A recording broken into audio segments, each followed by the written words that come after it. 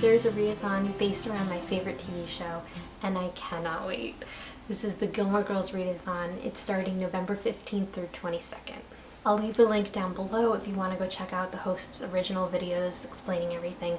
But essentially they have a bingo board with different reading prompts, and then they also have just like a list of I think 5 to 7 reading prompts. Some of them cross over, but you could just do whichever one you want. I think it's just a really relaxed reading vlog.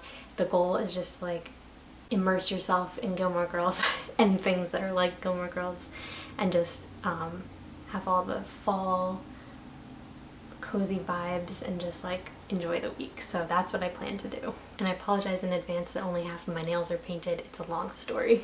The other thing I plan to do this week is tackle the Eat Like a Gilmore unofficial Gilmore Girls cookbook. Someone gave this to me a while ago and I actually haven't made anything from it yet.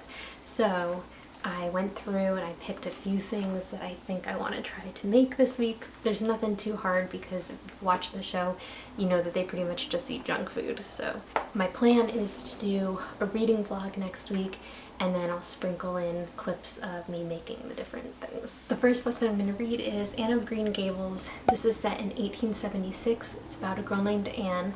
She's an orphan and she ends up going to live on a farm with Marilla and Matthew, who are brother and sister. They're older. I think they're in like maybe 60s or 70s, and she goes to live with them, and it's just about her going to school and just living on this farm. But she has such an imagination.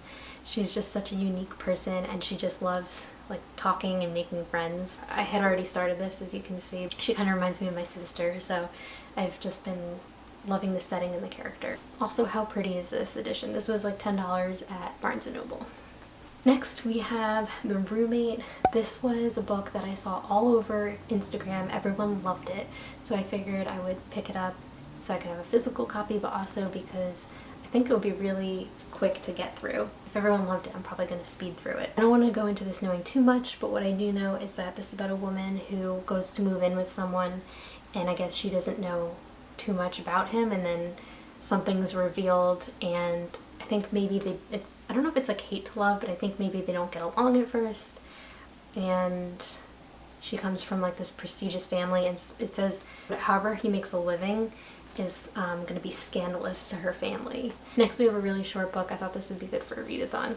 This is Charm and Strange. This has been on my shelf since 2013, and actually don't know too much about it. It's about this teenage boy who goes to Vermont boarding school in the middle of a family tragedy, and it's, I guess, he's in the woods in New England, is just having a meltdown, I guess. It takes place over the course of one night, and I guess it's him just battling his demons, so that should be interesting. And from the Goodreads reviews, it sounds like there's some kind of crazy twist at the end, so can't wait for that. Then I have some ebooks on hold at the library. The first one is Frankly in Love.